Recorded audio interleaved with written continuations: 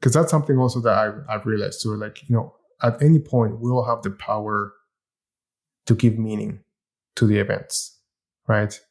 We can either choose to this event be an empowering one or a disempowering one.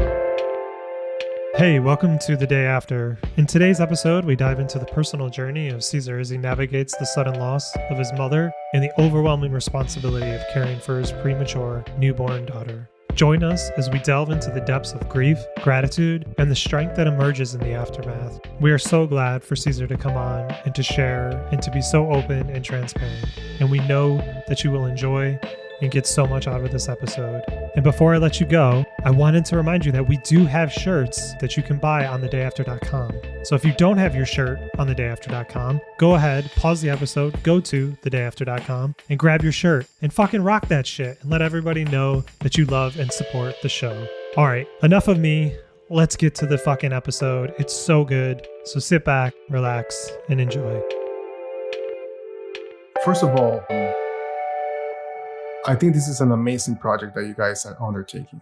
A lot of people carry this burden of losing a friend, losing a relative, losing a family member, but they never get the opportunity to share it in private, let alone share it with an audience, right? So I think you definitely are onto something here. And thanks so much for having me on. Yeah. And the reason I wanted to come on is I think my story, so just to give you a bit of context, right? My mom passed away in 2018, and it was very sudden. I was part of a startup that we got to travel the world, right? And my parents never agreed to joining the startup because in their minds, right, it wasn't following the traditional path of, get a job and have a more stable, I guess, lifestyle. And I knew that like they never agreed with it, but they never said it like out loud. They were you could just tell.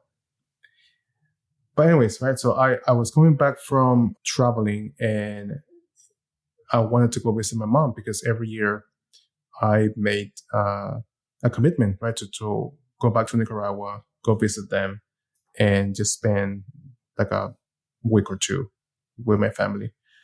So I got on a plane, and after a full day of travel to go to Nicaragua, you gotta take 2 flights, right, from whatever hub you are to Nicaragua. And I got there, and I already knew that her health was deteriorating, but I never expected it for her to pass away like the next day, right? So I remember I got there, my sister was there, and just seeing my mom on this bed, just her health very deteriorated. She was having a kidney failure, and she had dialysis. And man, that was very strenuous for her. It took a lot out of her, and I think she didn't want to go through it again. And I think her body was just like shutting down. And I was so happy to be there, to see her, give her a hug, right? Miss her. But then I don't know what happened that night. She got worse. And my dad decided, hey, I'm going to take your mom to the hospital because, her blood pressure is high, and she doesn't seem to be stable. And I don't know what it was. I guess I was too tired from the trip that I told myself, okay, I'll let my dad take her. My sister went, and I'll see my mom in the morning, right? Just like getting ahead of myself. And I just gave her a hug and said, okay, mom, I'll see you the next day. And that was the last time I saw her, because throughout the night, she passed away, right? My dad took her to the hospital. They admitted her, and they, I guess, took care of her. But then in the morning, we got a call that, she had basically a heart attack, and that she passed away, right? And man, it's just like that feeling of that voice in your head that was like, Mm-hmm. you idiot, right? What were you thinking? Like, you should have gone, because that's the last time you saw her alive, and now she passed away. And yeah, I don't know, all those mixed feelings going through my head. And it was just very, very tough. And at that point, you start to realize that, life is very finite, right? Like Yeah. it's one of those things where, man, losing a parent, right? Losing a mom, it's just, I don't know, it's just very hard. And at that moment, right, I had the choice of feel sorry, feel like a victim for, making that decision, but also being there for my family, being that shoulder to cry on. And I decided to do that, just to be there for my dad, for my brother, and just seeing my dad cry like a child, right? It's just like, oh my God, it's just very humbling, very put things into perspective too. Like nothing else mattered, in that moment. No job, nothing. Just be there, be present. And to this day, one of the things I regret is I would have loved to call my mom more often. I didn't do a good job at that. It's one of those things that you should do, but I don't know, for whatever reason, right? You just get caught up in the routine, or you make excuses as to why you can't call your mom today, right? Yeah. Or send her a message or whatnot. She wasn't really a texter, but at least give her a call. Are you the older brother to your siblings? I'm the youngest. You're the youngest, and you, in that moment, so you flew down to go see your family. Mm-hmm. You knew your mom's health wasn't great, but you just went down for a visit, right? Yeah. And then you got to be there, when she passed away, and your whole family was there, right? So you were the only one that wasn't there or living there. Your whole family lives there at the time? Exactly. Yeah. So all my family is in Nicaragua. I live now I'm living in Durham, North Carolina. But at the time I was based out of Austin. Okay. And so you're the youngest of them. And I'm just really interested in that your reaction to it was, I'm going to take care of my family. Yeah. Yeah. That's an interesting one, right? It's, I don't know. I feel like, so there's this sacrifice that my mom did. She crossed the border illegally. She came to the United States illegally back in the 80s, looking for better opportunities, right? Looking for a better chance to give back to her children. And because of that risk she took, I was born in the United States, right? I was born with this golden ticket, if we can call it like that. This golden opportunity that I could cash it in at any point, because they moved back to Nicaragua because they could never adapt to the lifestyle. But I always had that, I guess that card, right, that I could play to seize the opportunity and take advantage of being a U.S. citizen, right? Mm-hmm. So I've always had this privilege, but burden at the same time, like this debt that I want to make sure that I repay throughout my lifetime, right? So in that moment, and the reason this ties back to that moment is because I wanted to be that shoulder that my family could rely on, right? Like they could cry on, even though inside I was like destroyed, right? I was in pain. Yeah.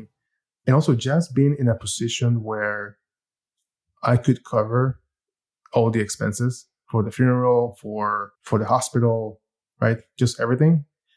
That was a moment for me that I felt proud of all the decisions that you made, right? Even if they go against your parents' wishes at the time. Yeah. Yeah, So I always feel like I have this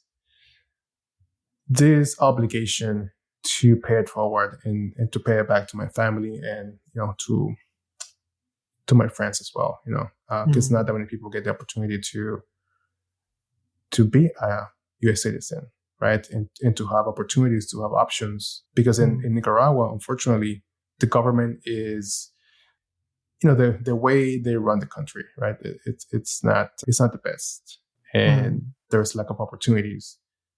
Just recently, they decided that this university, because it goes against their values and what they believe in, they decided to shut it down. And all of a sudden, all these students found themselves in limbo. No way. Yeah. Wow. Right. So things like that, put things into perspective, and, just like the decisions that you make today as a parent affect your children and your children's children. Right. Yeah. So even though I'm the youngest, right, I always felt that's my responsibility to step up. Yeah. So are you the only one in your family that had citizenship then? Yeah. Okay. Oh, so wow. that's why you were in the States still. Mm-hmm. Huh. So so your mom passes, that's hard. Your mom passes, you weren't there, that's even harder. Mm-hmm. And then you have this additional thing in you that's just like, I want to help and support and pay for them because you feel so grateful to the opportunities that your mom actually gave to you. So Right. all of this is now compounding that grief in that moment. How long did you stay there with your family before you ended up coming back to the States? And how did that progress for you, your grief through all of that? Yeah, I stayed there for a week because that was the plan. That was the original plan. I think a week and a half. Yeah. And it felt like it wasn't enough. Right? I feel like I should have stayed longer. But I was happy that at least I was able to be there for my family, to bury my mom. Because in Nicaragua, right, there's this tradition that you just bury the body, and there's no cremation or anything like that. Gotcha. Yeah, it's very traditional. Mm-hmm. And just seeing also the amount of people that attended my mom's funeral and just saying amazing things about her, just make me realize that at the end of the day, right, you want to leave a legacy where people feel like you made a difference in their lives, right? Whether that's big or small. And in terms of processing it, I think I'm still trying to process it. I feel like I never let myself process it properly, because I don't know, for some reason, life is interesting, because in those moments it feels like everything stops, but at the same time, life just keeps going on, right? Like things keep going on. There's deadlines, there's bills to pay, there's projects at work that I need to, and people at work try to empathize. I remember coming back to the States, to the office, and everybody just trying to put on this face of like, I empathize with you, but I know I I'm don't not know. Yeah, it's like, I don't have any clue what you're going through. Yeah, I don't have any clue what you're going through, and I appreciate people trying to empathize, but at the same time, it's like I just wish they would say, "Hey, if I knew the exact words to tell you at this time, I would tell you those words." Right? Yeah. I think that's. But nonetheless, right? You appreciate that, but having the space to process it, I think at that time I was at a workplace that allowed me to do just that. And that's so important, right? Like after I came back, they were like, if you need 2 weeks, 3 weeks, whatever you need, or if you need to just be remote, because at that time it was like, in the office. If you just want to be remote, that's fine too, or you just want to come into the office. They were willing to work with me, right? In giving me space to process the loss, right? And I think that's important for the workplace of the future, right? Of a workplace that really cares about you. That gives you that space to process loss and then to grieve, right? What did that initial processing look like? Because you said you feel like you still are kind of wondering if you've truly grieved yet. So what did it look like for you to process in those initial, called the first year really, but the initial phases? Yeah, a lot of time alone, a lot of like introspection, a lot of just thinking about my mom and deciding, I guess, to remember her with happy thoughts. Because that's something also that I've realized too. Like, at any point, we'll have the power to give meaning to the events, right? We can either choose to this event be an empowering one or a disempowering one. And one thing that got me through is my mom wouldn't allow me to be depressed or to be sad, right? Wow. She would have loved for me to continue to carry on, take care of my kids, and remember her as a happy, joyful person that she was, right? Yeah. So I keep thinking about that a lot.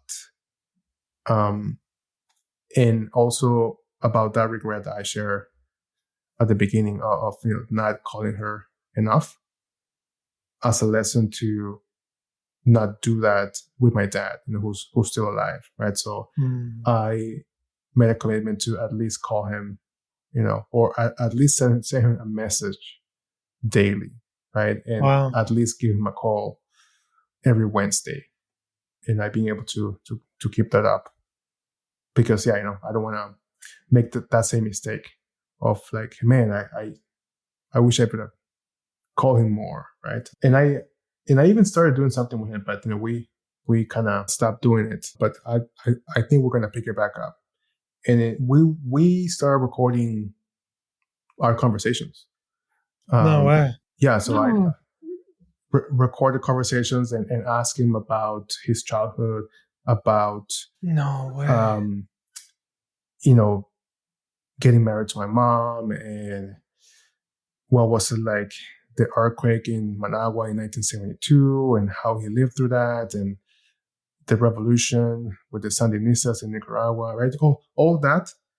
We just started talking about that, and I think I have 5 Wow. or 6 Holy recordings. shit. Yeah, so that will keep going, because I think at the end of the day, the idea is to have sort of like an internal family podcast, right? That Yeah, we can that's share, amazing. with, nieces, nephews. That's so beautiful. So as you're kind of going through this and you're back at work, life is kind of happening. When did you have you said you had 2 children?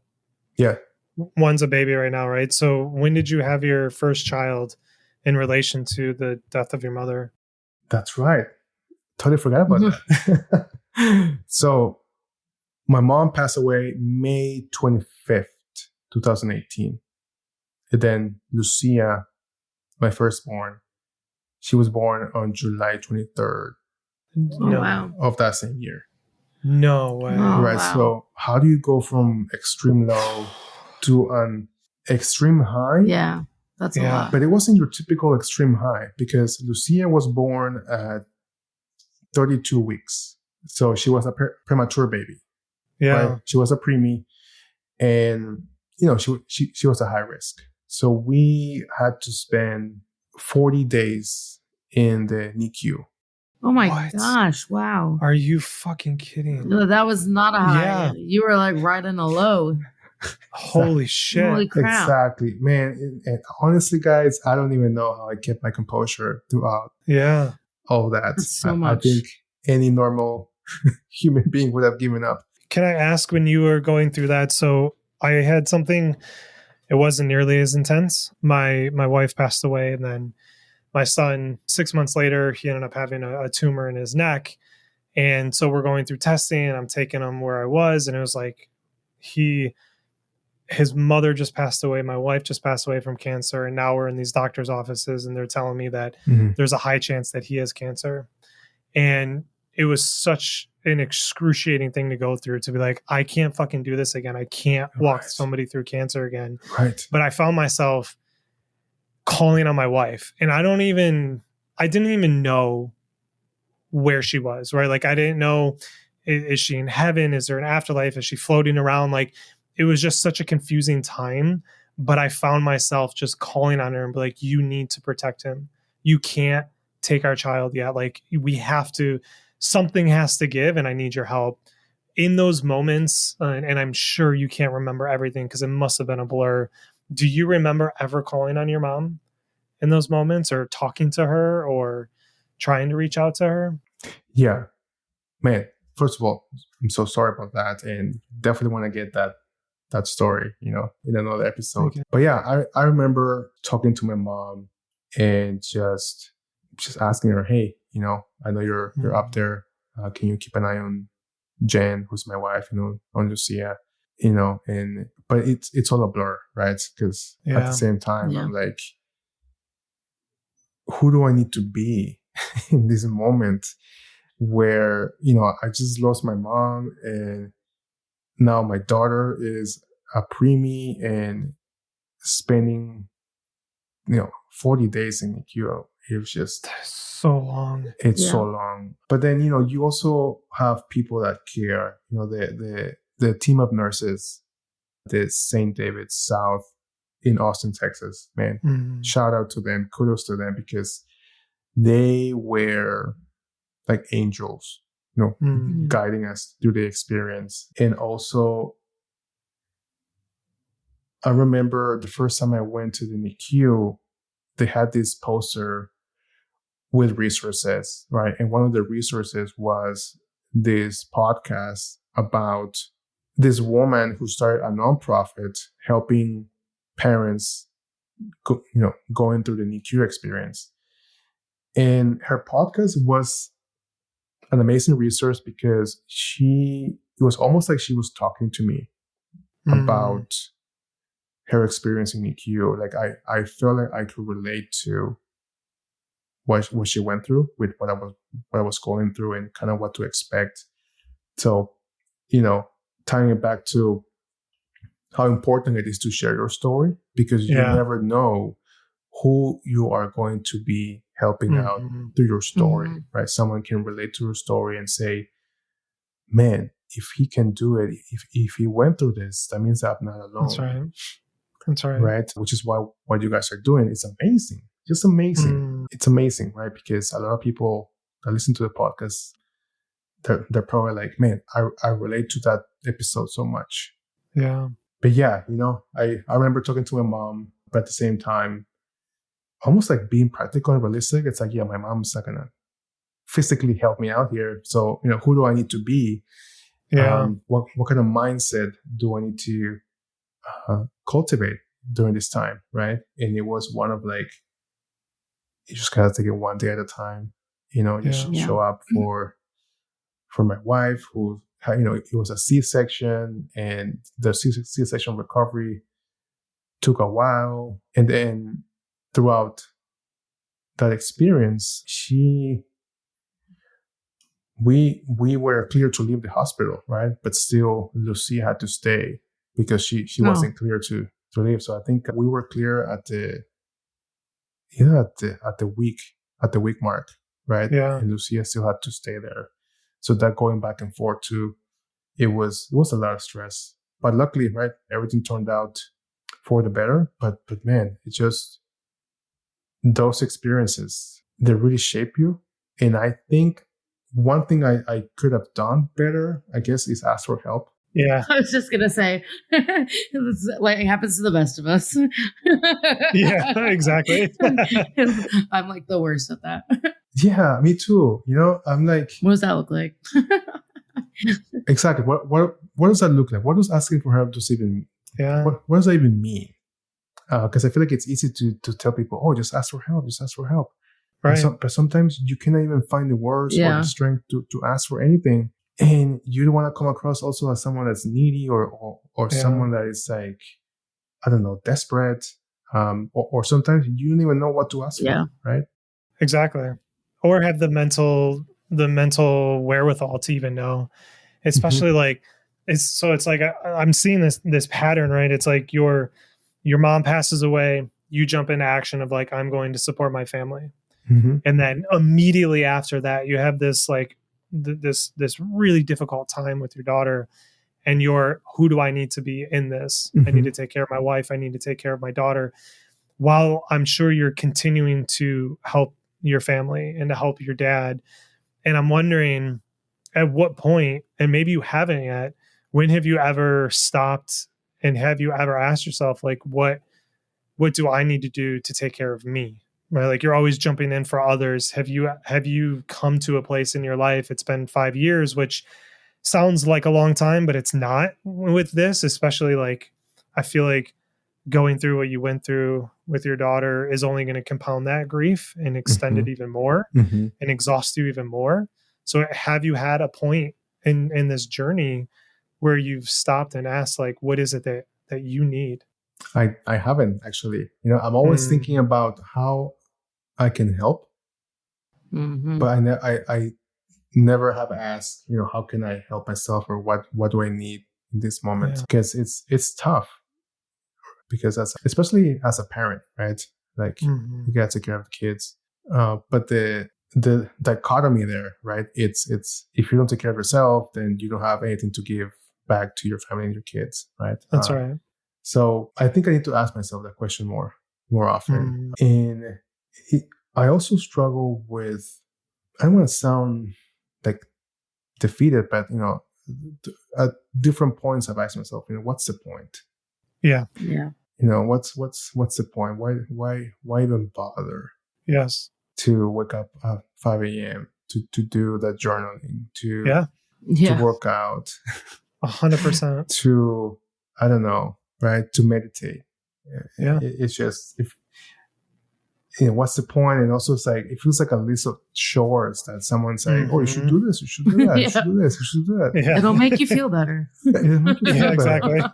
And if you smile more, you'll feel better.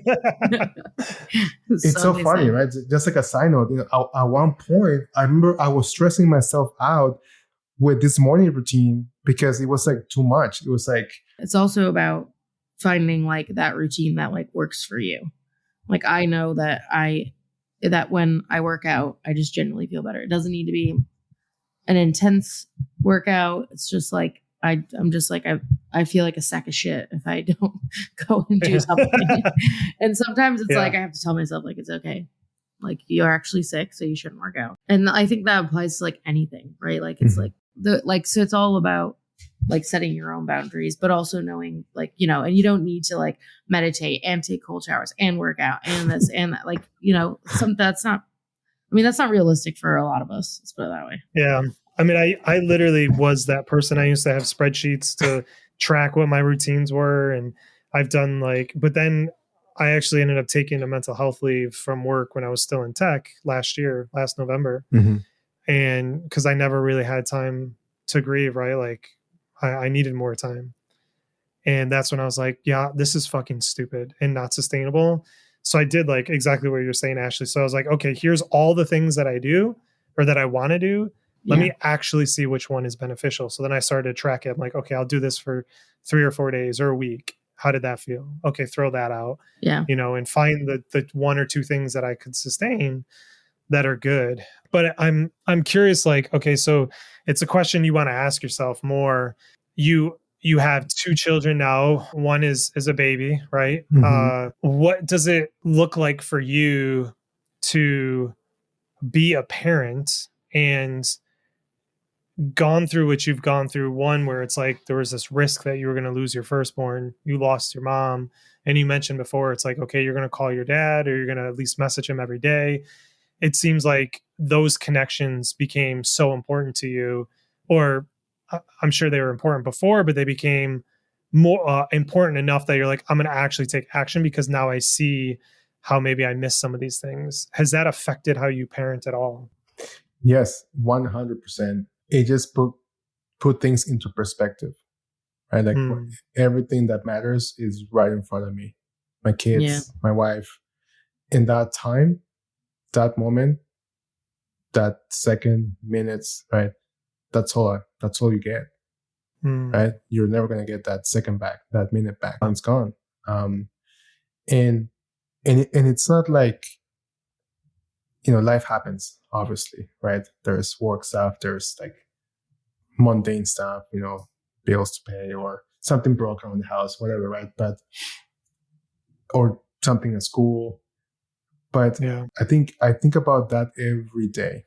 And whenever I'm feeling like overwhelmed or stressed out or like I'm like stretched or like my kids are being annoying, I think about that and I'm like, wait a minute, this could be over tomorrow.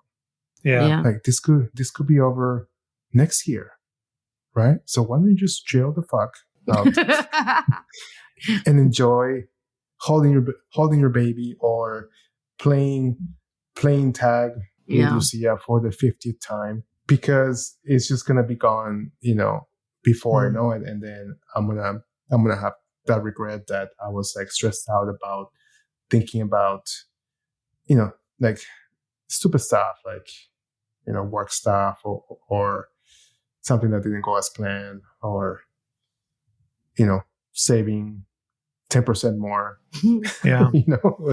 whatever the case may be, right? So it definitely has put things into perspective. And it's one of the most difficult things, I think, of not only becoming an adult, but getting older, is that your parents are getting older. You start to lose people, right? Yeah. I remember before my mom, the other experience I had with loss, right? And it was kind of like something that shook me because it was totally unexpected too. It was, we were living in Costa Rica and this friend had come visit, and man, we went out around town, we showed him around, had a good time. We went play soccer. And then I think the next day or 2 days later, he had another friend. So they were going to basically travel across Costa Rica, Panama, and then go over to another country. I don't remember. But anyways, long story short, they got to, I think, the borderline of Costa Rica and Panama, and they decided to go for a swim.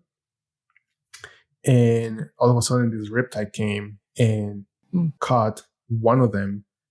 And it was just like the other friend, tried to like save him and like, pull him back. But I don't know what happened. And it just like, it kind of like the ocean came and took him. That's terrible. And fuck. And it was just, dude, I just played soccer with Zhang. I think that was his name. With Zhang. Like yesterday, we were playing soccer. And he sucks, but still we play soccer. We play soccer, and he was a great friend, and he was starting to figure himself out.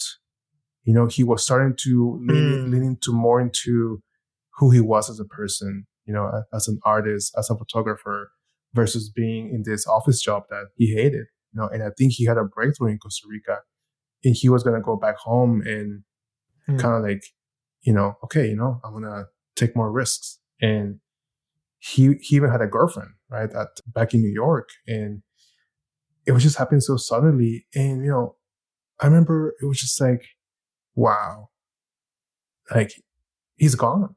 Yeah, like he's gone, right? Yeah. And the last words I told him, yeah, man, we'll see you in New York, in a couple months. Yeah. Right. So it was just, that was the first time to put things into perspective and just like, nothing's guaranteed, right? But even with that lesson, right, sometimes we need to relive the lesson, right? That's right. That's what happened with my mom, right? It was like, you didn't learn the lesson, didn't you? Right. Yeah. And it's like a foundational message that we're told all the time, but there's just something about us as humans. It's like, we have to have that experiential knowledge of it to actually understand, right? It's like, I knew those things inherently. Like, I knew that like it was important to spend time with my kids. Yeah. I knew that it was important that work wasn't the end all be all, and it wouldn't matter to me on my deathbed. But it took literally living with death for 5.5 years as my wife was battling her cancer to be like, oh, right, none of this shit matters. And the person who just cut me off, like, I don't fucking care. Yeah. Like, go ahead. Think about me how you want to think about me. Be mean to me. It doesn't matter, because like there's so many more important things in life. And also like we don't need to spend our time trying to make everybody like us. We should just figure out those few people in our life that we truly care about and worry about them and like let everything else go, because it just doesn't matter.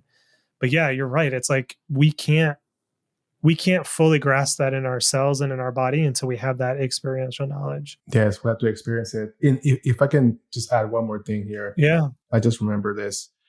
I love my mom. She was everything to me. She meant the world.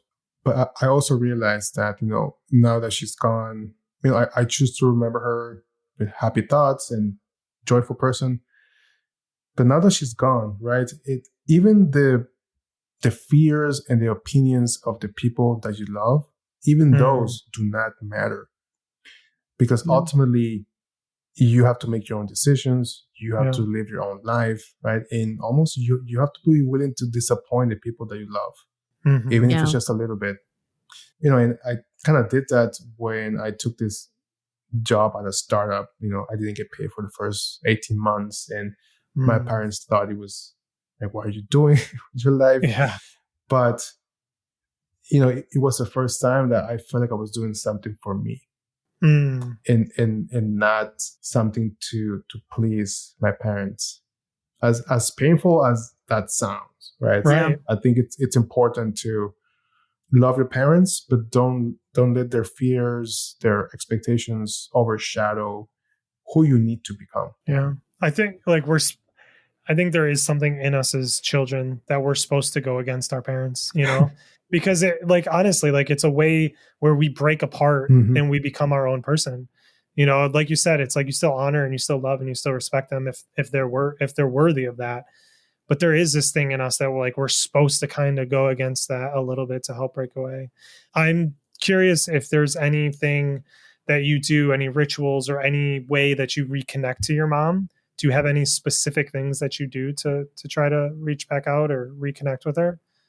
Yeah, I don't have it here, but because we're still unpacking. But I have a picture of her, and she's like with a big old smile. It's just like accurate representation of who my mom is. So I have a picture. I keep it in the office, and there's one in my daughter's room, Lucia. Because she's the oldest, right? She'll appreciate it more. But I always make it a point to just talk to her.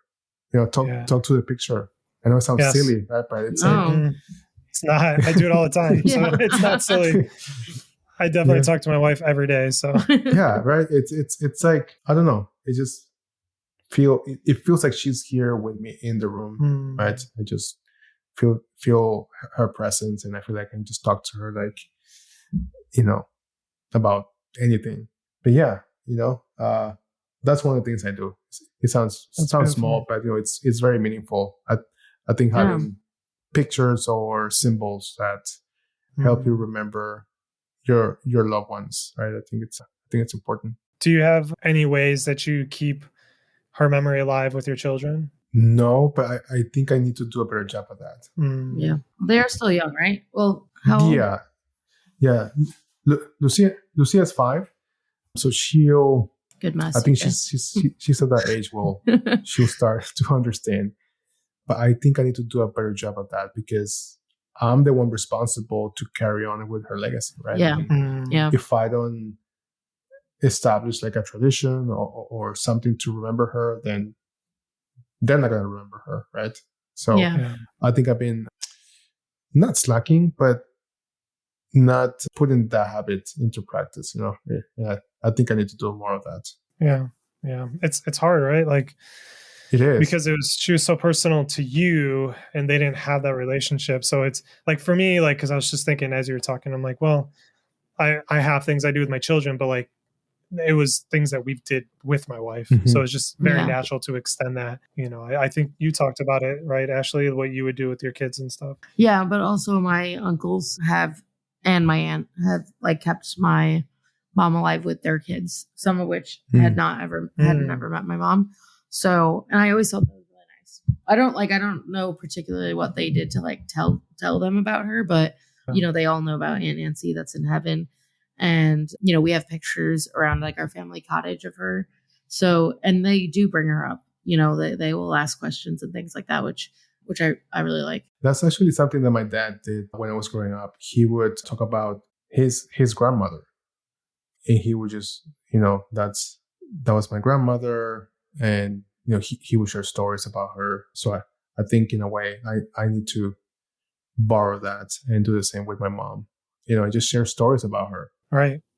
That's it, right? Like it was like you said at the beginning of the podcast, stories are that's what we have. That's our most powerful thing, and sharing our stories. And what a beautiful way to share your mom with your children. Yeah. Stories. It's interesting. Stories are like the thing that keeps us glued together, as humans, right? Because we can all relate to a story, especially if it's the hero story, right? Yeah. Yeah, exactly. Yeah. Yeah. We want to see ourselves in that too. Yeah, exactly. Well, we always like to ask each of our guests if there's one piece of advice that you could give someone that's going through what you went through, what would it be? That's a hard question because, advice is contextual, right? So unless I have the full context, don't take this advice. If I had to give advice to someone, when it comes to loss and all that, I think I mentioned this throughout the episode, is you have less time than you think you have. So keep that into perspective and communicate more with your loved ones. Communicate more and have that, ask more questions and have that open channel of communication so that you really get to know the person and you really get to know their story. And you also can share answers to those questions and part of your story, right? So that would be my advice, is do not wait. Do not wait to call. Do not wait to send a message. Do not wait to tell someone that you love them. Do not wait, because it's gonna happen faster than you think. 100%. Yeah. We really appreciate you being on and sharing your mom with us and sharing your story and being so open. Definitely grateful. Like we said, stories are powerful. That was our whole thesis for this, was, are there people willing to share their story of grief, which is very personal and it can be very scary. Mm-hmm. And we know not everybody needs to make change. And we're grateful for those who come on. So we're very grateful for you sharing with us. And thank you so much for your time. No, thank you guys. I love what you're doing. People need this. People need a space to share, especially on LinkedIn, man. People just share superficial advice, and I know that if given the opportunity, they will just open up, right? So, and I think you guys are doing this, and I hope that you keep doing it. There's longevity into this because it's definitely needed. Thank you for listening to this episode of The Day After. You can find this podcast and more at our website at www.thedayafter.com. If you enjoyed this episode, we'd really appreciate it if you take a moment to leave us a review wherever you listen to your podcast.